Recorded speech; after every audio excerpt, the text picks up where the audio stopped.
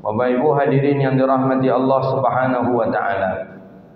Kita lanjutkan kajian kita kitab Ihkamul Ahkam lil Imam Abi Fath Ibn Daqiq al-Aid rahimahullahu taala, bab Lailatul Qadri, bab tentang membahas masalah Lailatul Qadar wal i'tikaf. Lailatul Qadar, i'tikaf. Nah, ada pembahasan terkhusus oleh Al-Imam Ad-Daqiq al-Aid rahimahullahu taala. Tentang Lailatul Qadar beliau awali daripada hadis di dalam Sahih Imam Bukhari dan di dalam Sahih Imam Muslim. Hadis riwayat daripada Sayyidina Abdullah ibn Umar radhiyallahu anhuma. Abdullah bin Umar radhiyallahu ta'ala. Apa kata Abdullah bin Umar? Anna rijalan min ashabin Nabi, ada beberapa orang daripada sahabat Nabi sallallahu alaihi wasallam bermimpi pada malam Lailatul Qadar. Bermimpi dia dalam mimpinya itu, bukan dia bermimpi pada Lailatul Qadar, dia bermimpi di dalam mimpinya itu anna Lailatul Qadri, memimpi dia bahwa Lailatul Qadar itu jatuhnya pada sab'i awakhir, pada malam yang ke-17. Ini hadis ini sahih dalam Sahih Bukhari, Sahih Muslim. Faqala Nabi sallallahu alaihi wasallam, disampaikan oleh para sahabat ke Nabi sallallahu alaihi wasallam. Apa kata baginda Nabi? Ara ra'yukum qad tawatta'at fi sab'i awakhir. Kata baginda Nabi, aku melihat mimpi kalian sama berkesesuaian. Maksudnya si fulan juga mimpi malam 17. Si fulan mimpi Lailatul Qadar juga malam 17. Si fulan juga malam 17. Nah, kata baginda Nabi sallallahu alaihi wasallam, siapa di antara kalian yang ingin ia memperoleh mencari malam Lailatul Qadar tadi, maka carilah ia di malam yang ke-7 terakhir, fi sab'i awakhir. Jadi yang ke-7 akhir. Saya ulang balik. Kata Nabi SAW, bukan 17, 7 terakhir maksudnya. Datang sahabat Nabi SAW menyampaikan, ya Rasulullah, kami mimpi malam Lailatul Qadar itu jatuhnya di malam yang ke-7 terakhir. Kan malam 17, malam 7 terakhir. Malam 7 terakhir berarti 7 yang terakhir. Berarti malam ke berapa? 23. Faqala Nabi, jadi pagi itu sahabat menghadap Nabi setelah mimpi itu. Nabi langsung katakan kepada sahabat, ara ra'yukum qad tawatta'at fi sab'i awakhir. Aku melihat mimpi kalian hampir sama, bahwa Lailatul Qadar itu terjadi pada malam yang ke-7 terakhir. Kata baginda Nabi apa? Faman kana mutahayyiraha falyataharraha fi sab'i awakhir. Maka siapa di antara kalian yang mencari malam Lailatul Qadar, maka carilah ia di malam yang ke-7 terakhir. Kalau 10 terakhir, malam 21. Kalau 7 terakhir, berarti di malam 23. Nah, ini hadis sahih dalam Sahih Bukhari, Sahih Muslim. Bahwa di dalam hadis ini disebutkan Lailatul Qadar itu jadinya terjatuhnya di malam 23. Sesuai dengan mimpi para sahabat. Pertama. Kedua, dari hadis ini Sahih Bukhari, Sahih Muslim, bahwa mimpi salah seorang daripada sahabat, mimpi kepada mimpi yang baik juga menjadi sebuah hujah. Hujah ini bisa dijadikan sebuah dalil. Tapi ini mimpinya sahabat Nabi SAW, bukan mimpinya orang awam. Ini yang memimpi orang alim, sahabat Nabi. Maka kalau mimpinya orang awam, la yu'tabar. Kalau mimpinya orang awam tu bunga-bunga lolok tu kata orang. Ya, makanya kata Nabi kalau mimpi itu kadang dari syaitan disebutkan. Ya karena yang mimpinya tadi orang awam. Tapi yang kalau yang bermimpi adalah orang alim, apalagi itu sahabat Nabi SAW, maka mimpinya tadi yu'tabar. Yu'tabar ya dijadikan hujah, dijadikan sebagai dalil. Nah, Nabi di mana Nabi tahu bahwa para sahabat ini bermimpi. Apakah Nabi juga bermimpi? Enggak, itu min kasyafatihi, itu daripada kasyafnya Rasulullah. Jadi baginda Nabi itu kasyaf. Nabi belum orang itu datang kepada baginda Nabi, Nabi sudah tahu. Nabi sudah dikhabarkan Jibril kadang, ini si fulan ini bertanya seperti ini ya Muhammad, ini si fulan ini punya hajat begini-begini ya Muhammad. Jadi Nabi tahu. Nah, Nabi dengan kasyafnya. Ya, berbeda kalau kita hari ini ada dukun yang tahu, mungkin jinnya yang membisikkan. Dia kata jinnya itu si anu tu minta ubeknya tu kata dia. Langsung dukun tadi, awak kasih kau nak pergi berubek kan kata dia. Nah, kita iyo pula jawab, oh hebat buya aku, hebat dukun kata dia. Padahal jinnya yang memberikan kabar kepadanya. Nah. Yang keempat, hadis ini menunjukkan dalil bahawa tingkatkanlah ibadah di malam itu. Nah, begitu dia. Jadi malam 23 tadi itu berarti malam yang khusus. Bahkan disebutkan oleh para ulama, Nabi mengatakan seperti itu kepada para sahabat, berarti Nabi pun ingin memberitahu kepada sahabat, malam 23 itu malam yang spesial. Hidupkan malam itu. Nah, begitu. Jangan dilepaskan, jangan dibiarkan saja malam itu. Nah, ini juga sebagai dalil bahwa malam Lailatul Qadar itu bukan saja di malam yang ganjil yang sudah ditentukan. Tidak. Ada di malam 23, ada di malam 21, pokoknya 10 terakhir sebagaimana hadis riwayat Sayyidah Aisyah. Jadi apa kata Sayyidah Aisyah? Taharrau, kata Nabi SAW, taharrau Lailatul Qadri fil witri min ashril awakhir. Itu hadis itu dalam Sahih Bukhari, dalam Sahih Muslim, dalam Musnad Imam Ahmad bin Hanbal. Carilah Lailatul Qadar itu pada yang witir, witir yang ganjil. Yang ganjilnya di mana? Fi ashri awakhir, di 10 malam terakhir. Berarti yang ganjil mana? 21 malam nanti berarti. Setelah itu 23, setelah itu 25, setelah itu 27, setelah itu 29. 5 nih. Nah, 5 nih. Lailatul Qadri ini fi sana au marratan wahidah. Lailatul Qadar itu setiap tahun ada ya, atau sudah turun dahulunya. Nah, ini ada ulama berbeda pendapat di sini. Qala ba'dhum, ada sebagian mengatakan Lailatul Qadar itu sudah turun dulu. Ketika Al-Quran turun di malam Lailatul Qadar, itu saja yang Lailatul Qadar, kata satu ulama. Kan disebutkan dalam ayat itu apa? Inna anzalnahu fi Lailatul Qadr. Wa ma adraka ma Lailatul Qadr. Inna aku menurunkan kami akan Quran pada malam Lailatul Qadar. Ketika Quran itu dulu turun ke bumi, itu malam Lailatul Qadar. Itulah yang ada malam Lailatul Qadar. Setelah itu tak ada lagi menurut satu ulama. Menurut satu ulama lagi, fi kulli sanatin, pada setiap tahun pun ada Lailatul Qadar. Kenapa? Karena diperintahkan kita oleh Nabi, carilah Lailatul Qadar itu pada witir, pada yang ganjil, pada 10 terakhir Ramadan.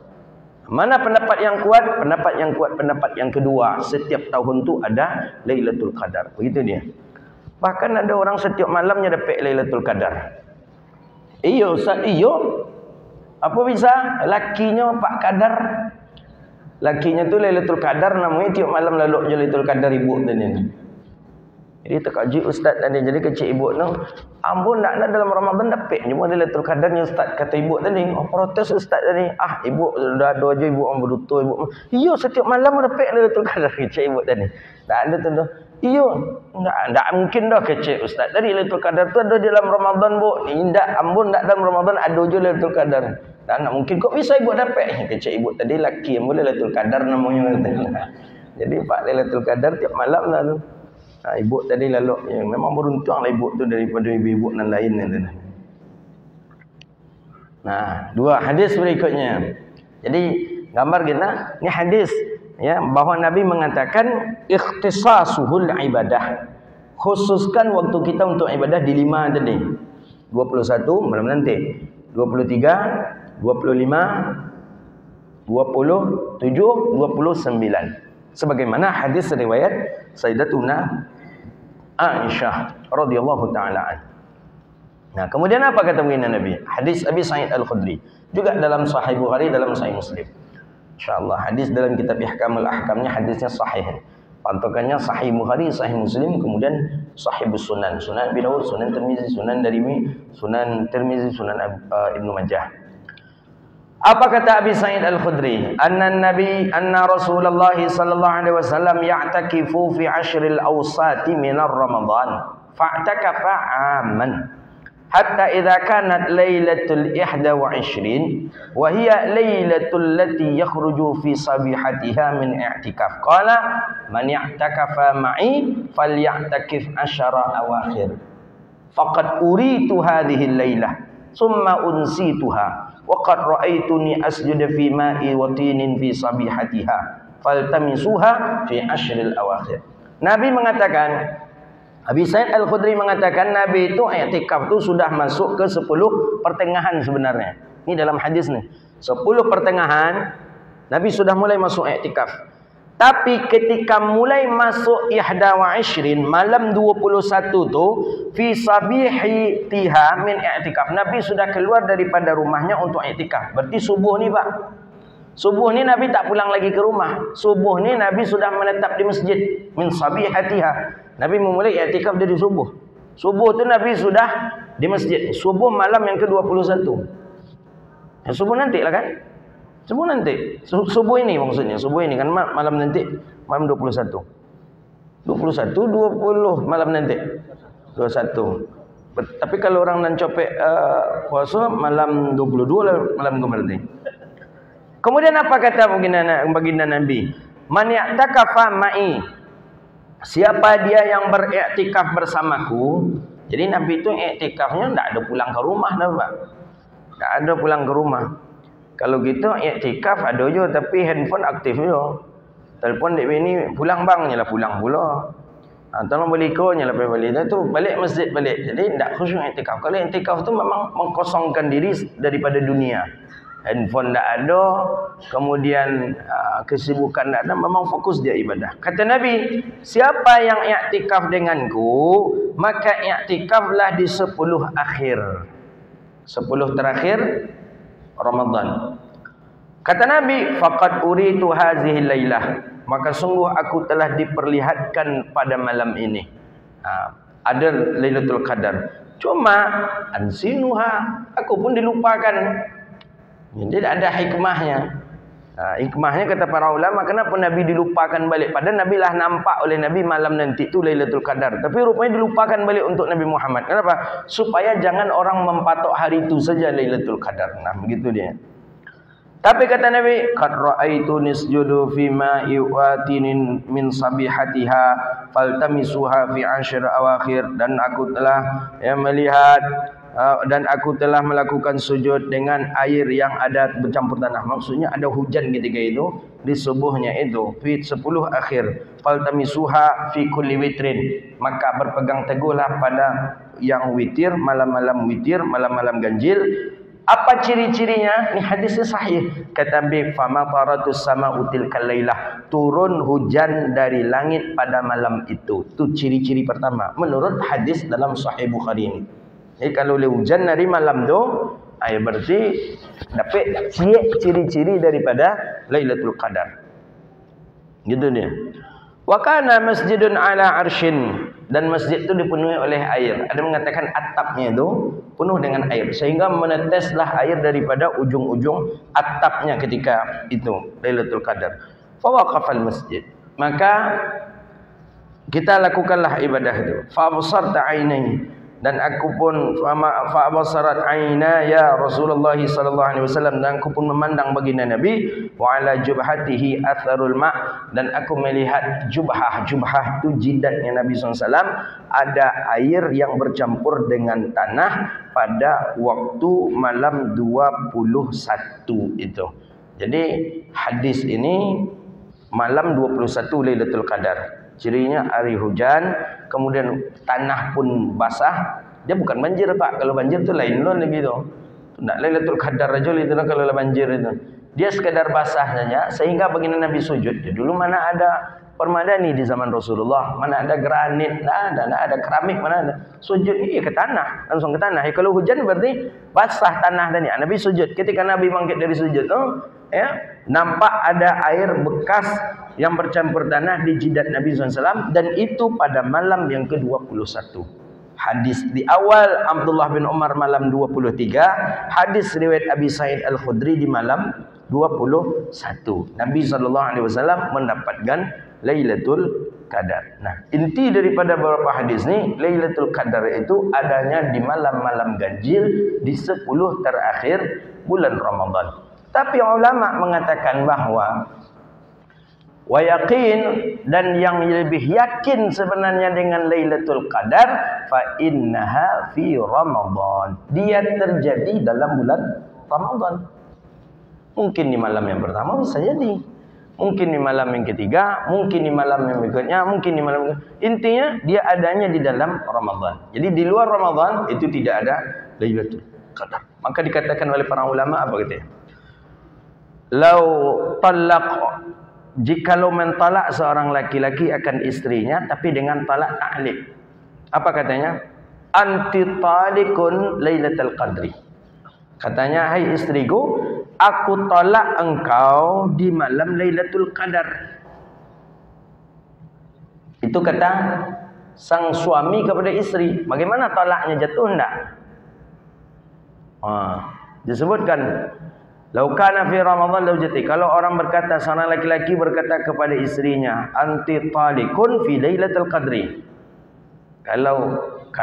Kalau bahasa jika engkau keluar rumah maka engkau aku tolak, itu jelas keluar rumah, perempuan itu sudah tertolak. Kalau Lailatul Qadar bagaimana kira-kira, jatuh enggak talak ini? Jatuh katanya. Disebutkan oleh Imam Daqiq Al-Aid ini, ketika jatuhnya itu kalaulah berlalu 1 tahun di Ramadan. Maksudnya dia mengucapkan di bulan Muharram umpamanya, belum jatuh lagi. Jadi masih bisa dia berhubungan apa segala macam, belum sampai nanti Ramadan. Dah habis Ramadan, maka perempuan tadi sudah tertolak. Kenapa? Karena Lailatul Qadar pasti terjadi di dalam Ramadan. Nah, begitu dia. Ada juga orang tolak bini pakai Lailatul Qadar itu, dia parah orang. Entah lakinya yang parah, entah kesalahan bininya yang parah, dia pakai Lailatul Qadar ni mentolak bininya. Nah, gitu. Nah, bagaimana upaya untuk mengaturkan Lailatul Qadar? Maka setiap bab dalam hadis, dalam fikih, ketika membahas Lailatul Qadar itu langsung berbarengan dengan bab i'tikaf. Kenapa? Karena hampir rata-rata orang yang mendapatkan Lailatul Qadar itu orang yang sedang i'tikaf. Nah, begitu dia.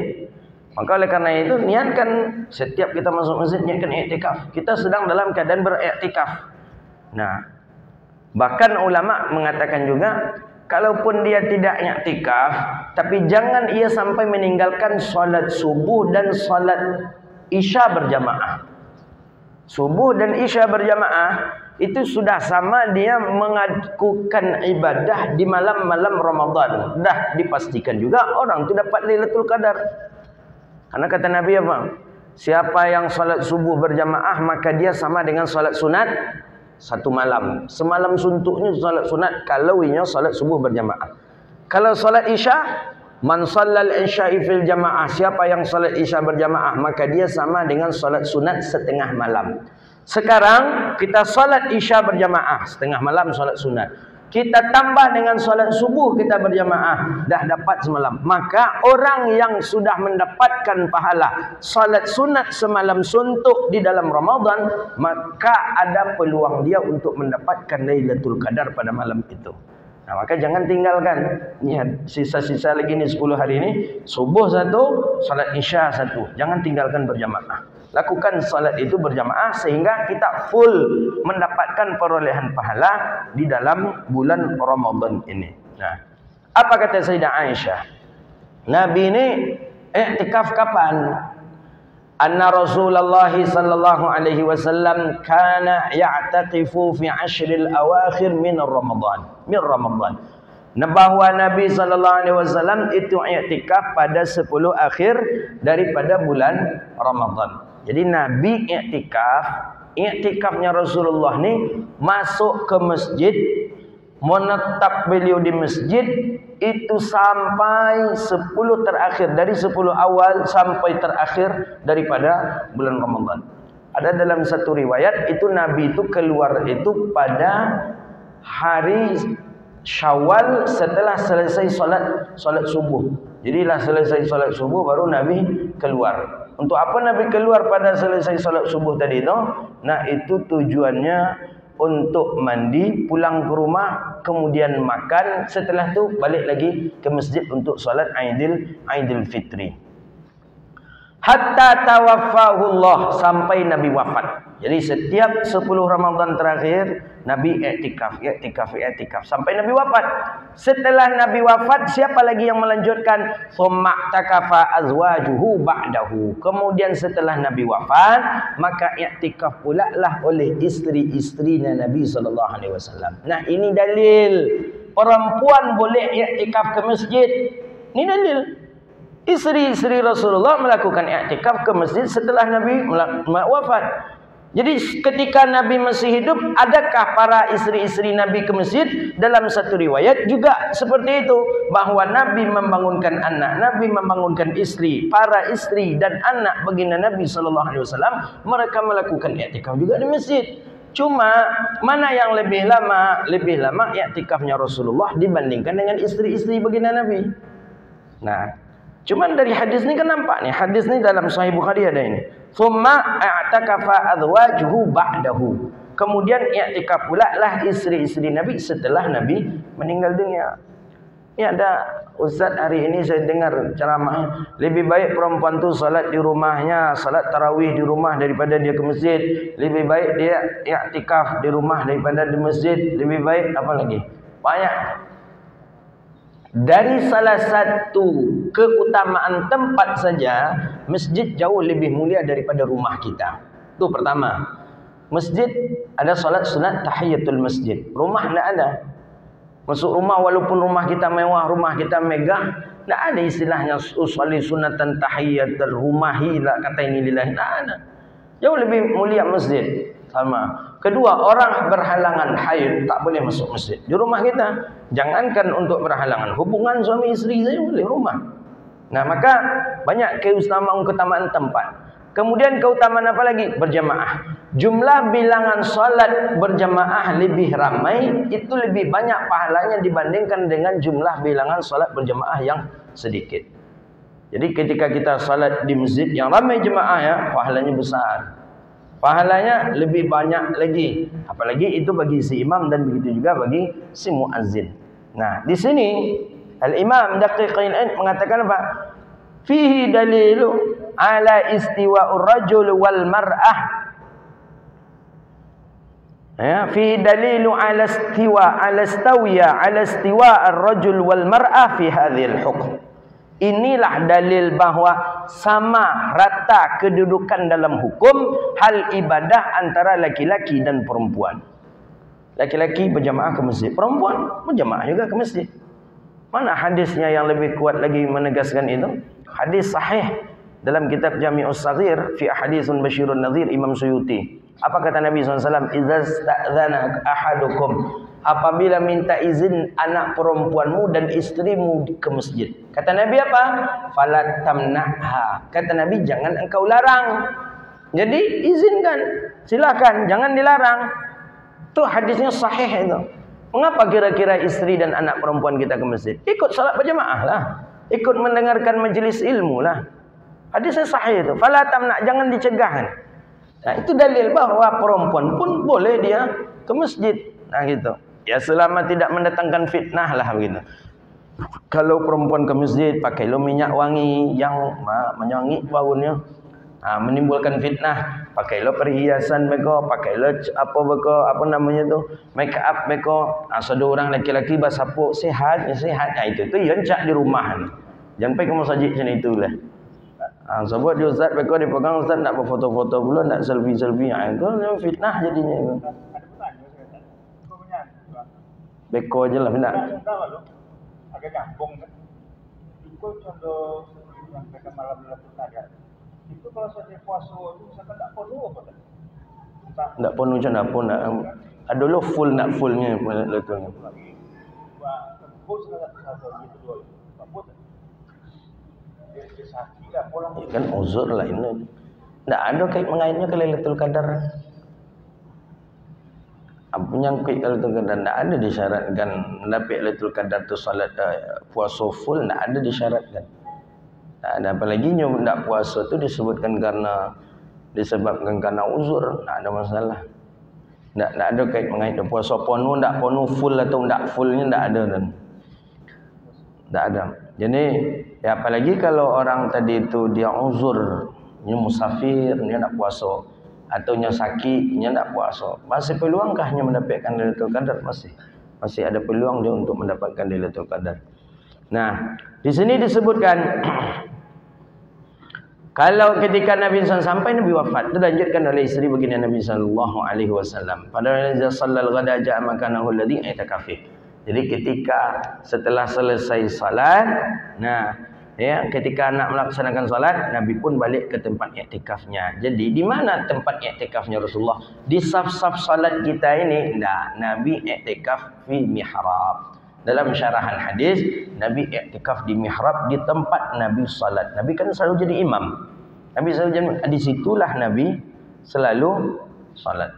Jadi kalau di situ Nabi i'tikaf. Jadi di situ Nabi i'tikaf. Setiap saat Nabi di situ, i'tikaf Nabi di situ, apalah Nabi kita di situ. Jadi bukan di saf-saf kita salat, tapi Nabi i'tikaf di mihrab. Mihrab yang tempat baginda Nabi sallallahu alaihi wasallam pakai untuk salat.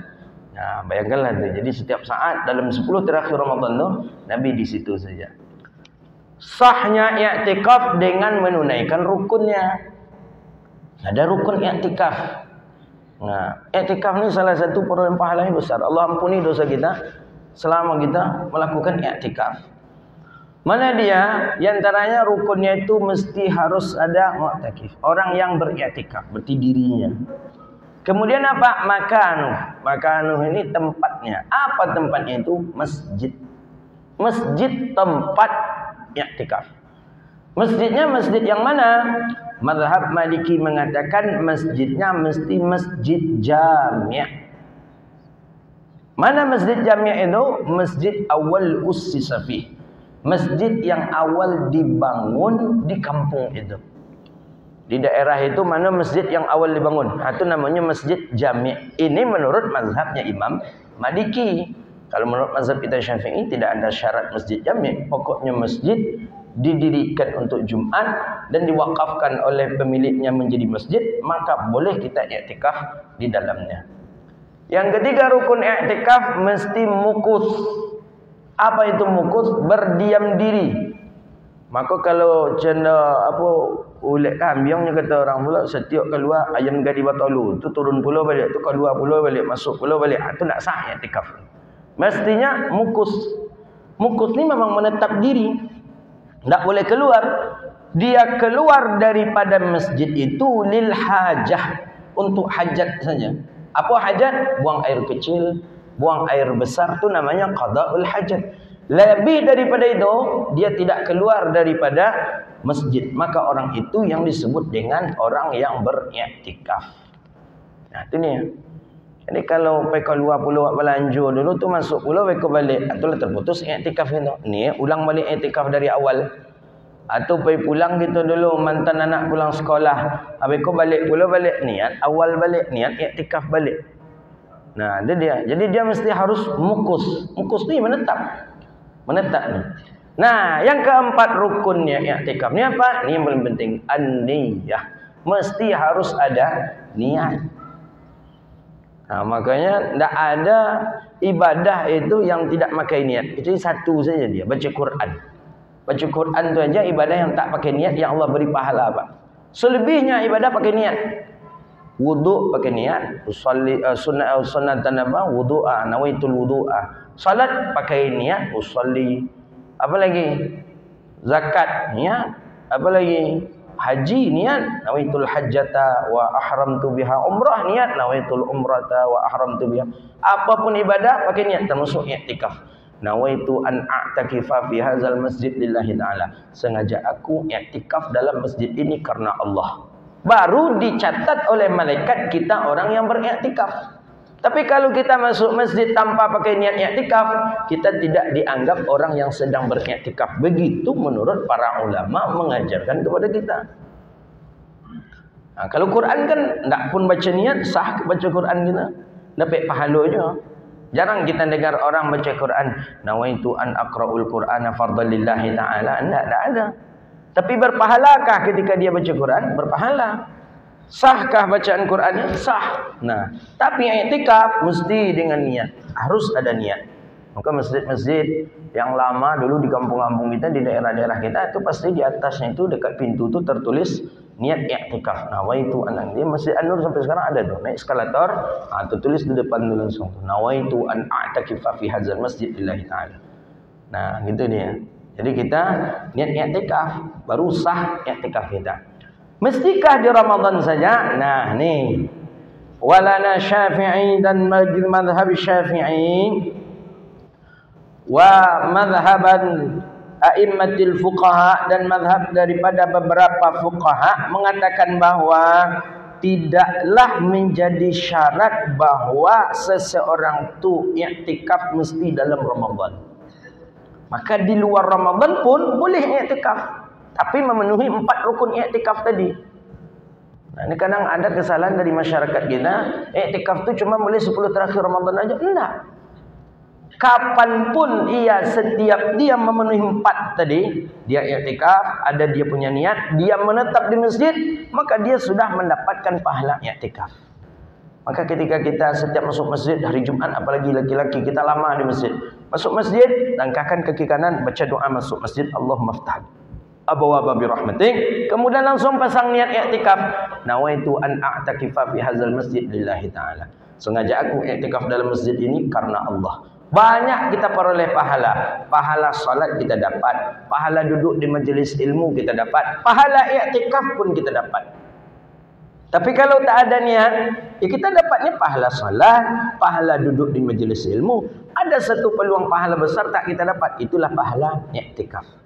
Maka saya anjurkan kepada siapa saja di antara kita yang setiap masuk masjid, langkahkan kaki kanan, baca doa Allahumma ftah li abwaaba bi rahmatik, usahakan pasang niat i'tikaf. Nawaitu an a'takifa fi hadzal masjid lillahi ta'ala. Tak pakai bahasa Arab tu, bahasa kita aja. Sengaja aku i'tikaf, niat i'tikaf dalam masjid ini karena Allah. Nah, begitu dia.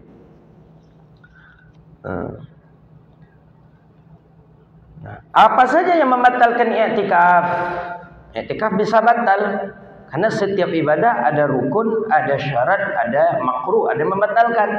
Nah, Sahibul Yaqutin Nafis, syarah daripada kitab Yaqutin Nafis lil Fiqh Muhammad bin Idris, ada di sana yang membatalkan i'tikaf. Mana ya yang membatalkan i'tikaf?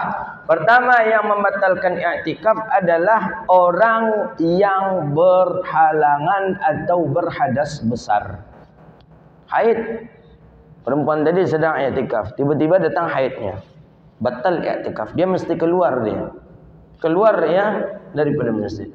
Yang kedua, dengan batalnya i'tikaf lagi apa? Batalnya i'tikaf disebabkan seseorang itu keluar ia daripada masjidnya, bukan lil hajah. Maka kalau awak keluar dari masjid, batal. Jadi niat kita i'tikaf, kemudian keluar kita dari masjid, batal itu i'tikaf kita. Kalau bukan untuk hajat. Hajat maksudnya buang air kecil, buang air besar, itu pandangan hajat dalam syariat. Ada yang mengatakan untuk menjenguk saudaranya meninggal dunia itu juga hajat. Ada yang mengatakan untuk menyelenggarakan jenazah itu juga hajat, itu tak terlarang. Tapi selain daripada itu tidak uzur syar'i kalau dia keluar daripada rumahnya. Kemudian bahwa orang tadi batal i'tikafnya disebabkan karena irma, pingsan. Pingsan atau hilang akal.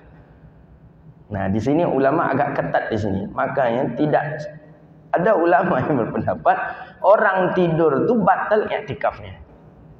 Kenapa? Zawilul akal, karena hilang akalnya. Nah, dia awak kan tak memang pencepai lolok ke masjid, apalagi masjid punya AC. Di luar ganti-ganti iktikafnya. Jadi ganti iktikaf tu sambil-sambil lolok tidur. Di sini disebutkan hilang akal. Nah, memang ini diperselisihkan oleh para ulama panjang dalam bab ini.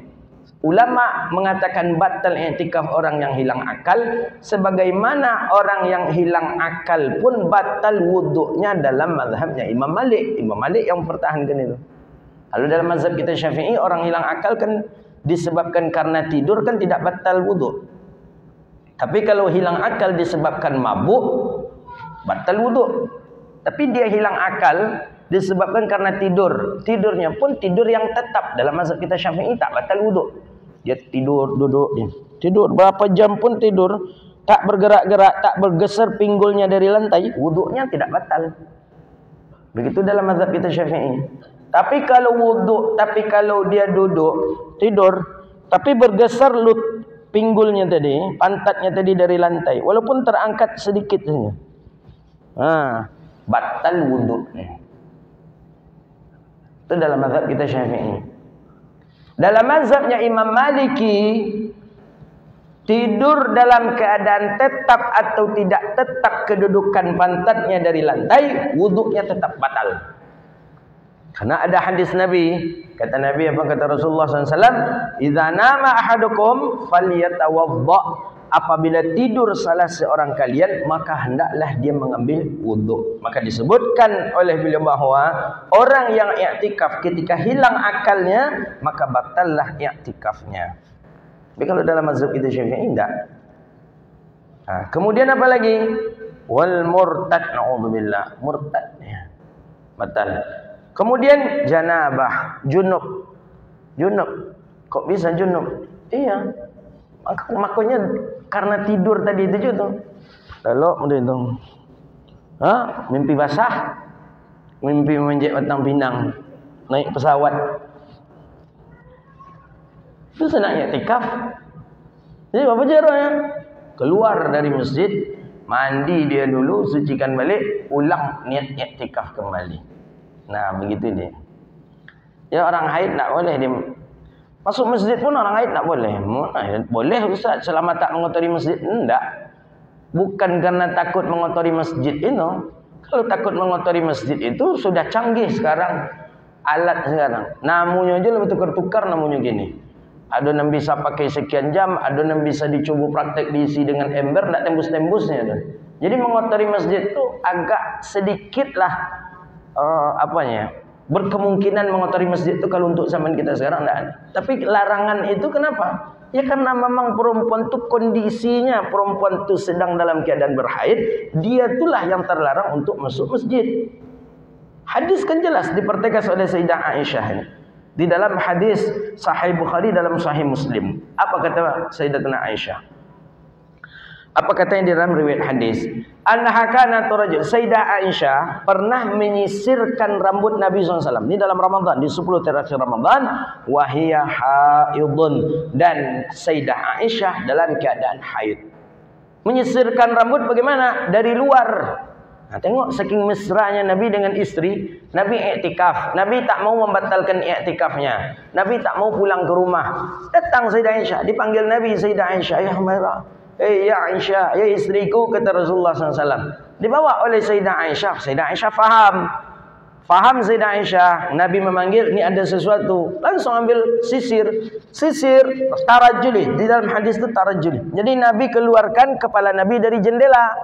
Nabi keluarkan kepala Nabi dari jendela. Dan Sayyidah Aisyah lah yang menyisir rambut Nabi SAW. Berapa hendaknya mesra Nabi itu dengan Sayyidah Aisyah. Itu nampak oleh sahabat di Madinah, tontonan yang paling indah, tontonan yang paling mesra. Nabi sedang i'tikaf, Nabi tak mau membatalkan i'tikafnya. Sayyidah Aisyah yang sedang haid tak mau masuk masjid, tak boleh masuk masjid karena sedang dalam keadaan tidak suci. Nabilah yang mengeluarkan kepalanya. Kenapa kepala dikeluarkan Nabi? Karena kepala bagian daripada badan, tapi bukan seluruh badan, maka tidak batal i'tikaf. Maka Nabi keluarkan kepala dari jendela. Sayyidah Aisyah sisirkan rambut Nabi SAW. Ini salah satu sunnah yang tertinggal hari ini oleh kita bapak-bapak, ibu-ibu.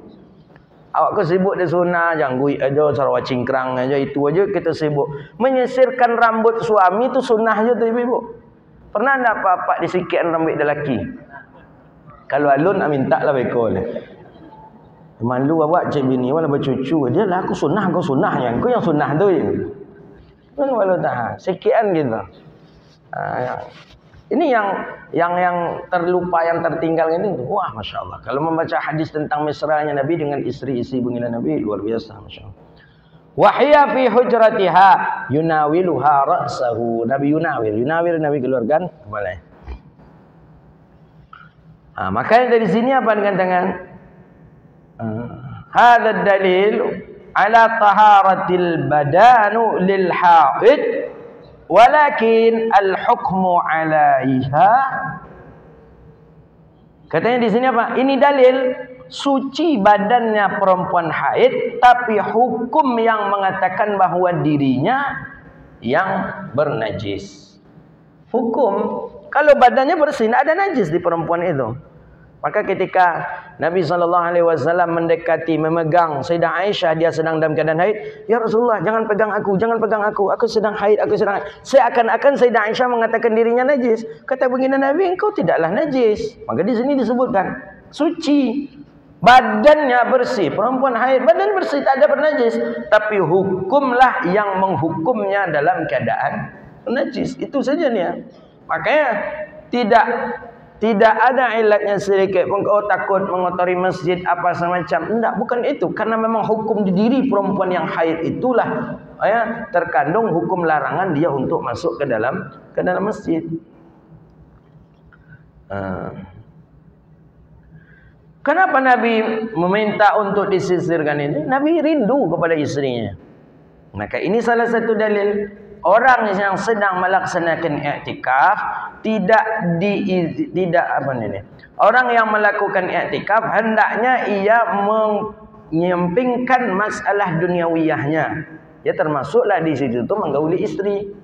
Kalau awak sedang i'tikaf, tahan dulu. Tahan dulu. Kok tak tertahan ni? Ambil model Nabi. Imbau bini, suruh bini datang ke masjid tu. Kalau kepala otak di masjid tu. Palangnya bini awak pulang je lah bang apa bang gojel.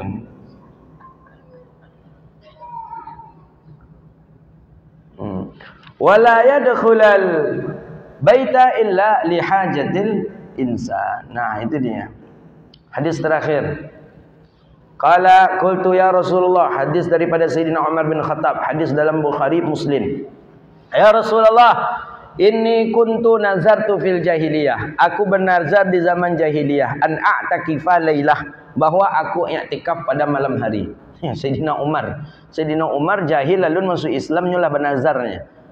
Nih boleh nak berlaku nak nazarnya orang kafir. Yauman fil Masjidil Haram, aku bernazar di masjid, aku bernazar waktu jahiliyah kalau aku i'tikaf di Masjidil Haram. Bagaimana ya Rasulullah? Kecik Sayyidina Umar bin Khattab ke Rasulullah. Ini dulu jahiliyah, alun masuk Islam, bernazarnya untuk i'tikaf di Masjidil Haram. Apa kata Nabi? Qala aufi binazrik. Kata Nabi SAW, aufi binazrik, tunaikanlah nazar engkau. Tunaikan, kata Rasulullah. Nah, ini dalil bahwa nazar itu boleh dilakukan oleh orang kafir, dan si kafir ini pun sah dia kalau ia nak melakukannya. Ini dalam satu qaul. Dalam qaul yang lain mengatakan pendapat yang kedua, enggak sah. Karena i'tikaf itu dengan apa? Karena nazar itu sesuatu yang pendekatan kepada Allah. Sedangkan dia di masa kafirnya, dia tidak dekat kepada Allah. Maka si kafir tidak wajib untuk menunaikan nazarnya.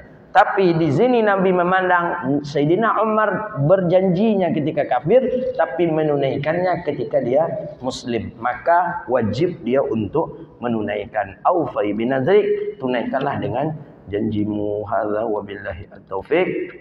InsyaAllah kita sama-sama nanti niat i'tikaf. Setiap masuk masjid niat i'tikaf, agar kita memperoleh perolehan limpahan rahmat dan kasih sayang mahabbah daripada Allah Subhanahu wa taala. Begitu juga dengan Lailatul Qadar, malam-malam ganjil di 10 terakhir ini, malam 21, malam 23, 25, 27, 29, 5 hari ini hidupkan, aktifkan dengan banyak-banyak ibadah, dengan banyak-banyak melakukan i'tikaf kepada Allah Subhanahu wa taala. Kalau menengok kepada Imam Ghazali ya, kalau orangnya puasa di hari Selasa ya, kapan itu Lailatul Qadarnya? Ada itu rumusnya. Imam Ghazali punya rumus itu yang para fuqaha sudah ada menulis di beberapa kitab-kitab fuqaha tentang awal-awal daripada Lailatul Qadar ini dihitung daripada awal mula melaksanakan ibadah puasa. Nah, begitu deh. Jadi kapan seorang tu mulai puasa, maka tanggal sekian Lailatul Qadarnya. Nah, begitu menurut sebagian a'immah itu. Baik, ada pertanyaan? Sedikit saja.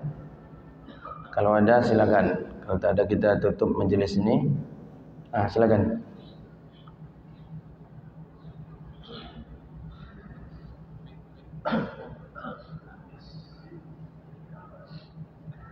Assalamualaikum warahmatullahi wabarakatuh. Waalaikumsalam warahmatullahi wabarakatuh. Ada pertanyaan Ustaz. Anda pernah dengar seorang ulama menyampaikan bahwa Nabi pernah bersabda, barang siapa yang memenuhi kebutuhan saudaranya selama 1 hari, maka itu lebih baik daripada melaksanakan i'tikaf selama 30 hari dalam Ramadan. Maka bagaimana memahami ini Ustaz? Khawatirnya nanti orang mencari kebutuhan seseorang aja tak mau melaksanakan itu. Iya. Saya belum mentakrid tentang kedudukan hadis itu. Apakah hadis ini sahih, apakah hasan, apa dhaif, atau jangan-jangan hadis ini hadis maudhu'. Jangan-jangan kedudukan hadis ini hadis palsu. Kita takrid terlebih dahulu kedudukan hadisnya, baru kita cari nanti daripada syarahan hadis ini. Ya, sama dengan satu lagi hadis Nabi SAW. Nah, itu hadis musalsal. Luqma au luqmatani fi batnin ja'i'in afdalu min bina'i alfi jami'i. Kata Nabi, 2 suap, 1 suap atau 2 suap makanan yang masuk ke dalam perutnya orang yang lapar itu lebih baik daripada membangun 1000 masjid. Jadi nanti takutnya tak ada orang yang membuat masjid lagi. Cukup lagi makan aja lah orang dua suap juga, orang fakir miskin tu 2 suap lah yo tu kata. Jadi kalau dapat aja 2 orang 10 orang fakir miskin yang ia suapkan makanan, berartilah samanya jom membangun 10.000 masjid. Begitulah kira-kira. Nah, kita perlu pertama kita tengok kepada kedudukan hadisnya terlebih dahulu. Nanti kita tengok kedudukan hadisnya, hasankah dia, sahihkah dia, hadis ini salih lil ihtijaj, boleh dijadikan hujah atau tidakkah dia. Ini perlu kita kaji terlebih dahulu. Kemudian setelah itu baru kita kaji pendapat para ulama tentang riwayat hadis itu. Nah, gitu. Saya juga pernah mendengar itu, cuma tidak disebutkan oleh para ulama tentang kekuatan hadis itu sebagai dalil. Nah, bahkan ada juga yang mengatakan bahwa i'tikaf bahwa mencarikan keperluan, menunaikan hajat keluarganya di 1 hari itu lebih baik daripada mendapatkan 10 kali Lailatul Qadar.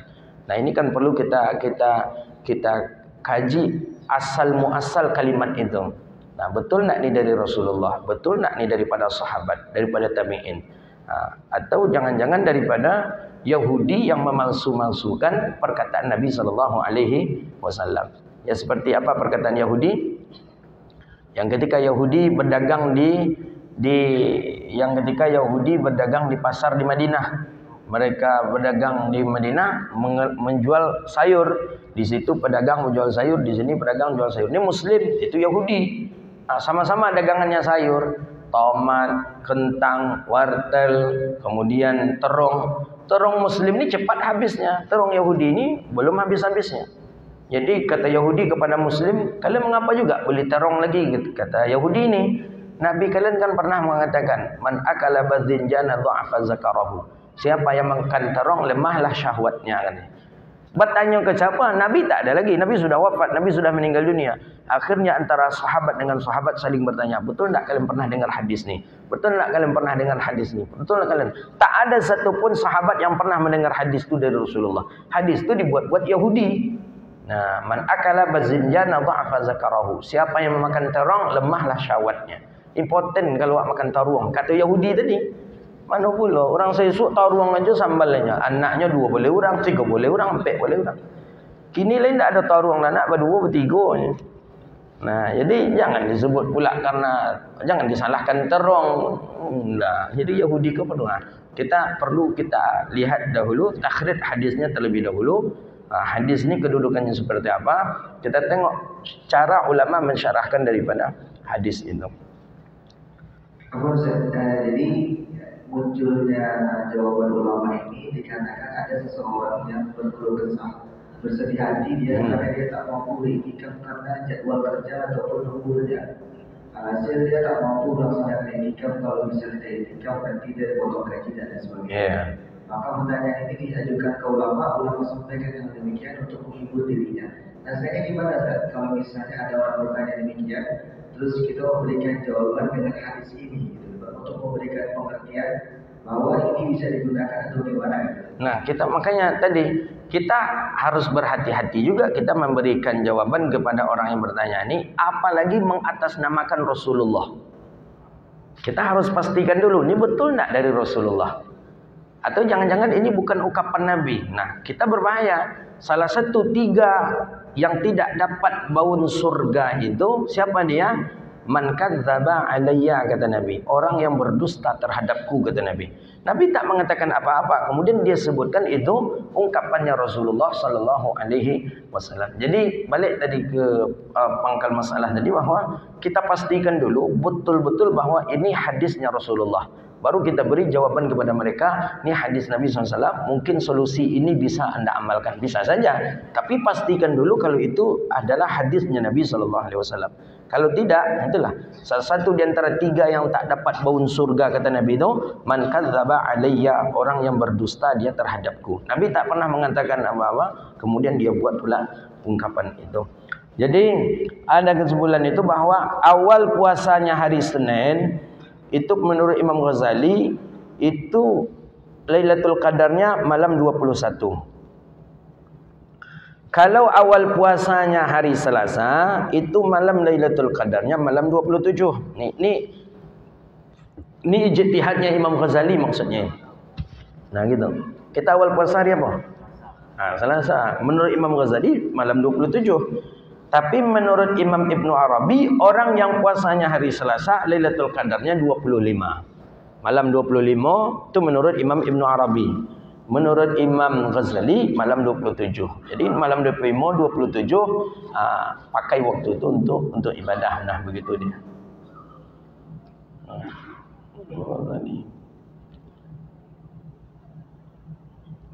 Matahari terbit di paginya itu tidaklah begitu syamak, tidak begitu memedihkan. Kemudian warnanya pun agak berbeda dengan hari yang biasa. Kemudian tengoklah dia itu ketika matahari sudah mulai terangkat di waktu duha.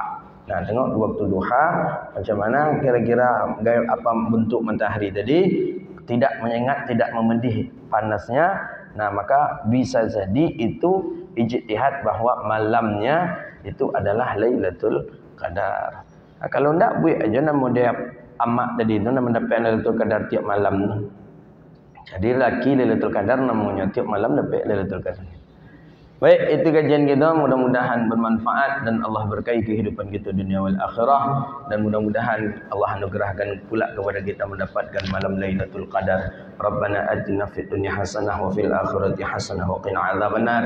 Allahumma faqihna fid din wa 'allimna ta'wil wa hdina ila siratikal mustaqim. Rabbana atina fid dunya hasanah wa fil akhirati hasanah wa qina adzabannar. Wa sallallahu ala sayyidina Muhammadin wa ala alihi washabihi ajma'in walhamdulillahi rabbil alamin. Assalamualaikum warahmatullahi wabarakatuh.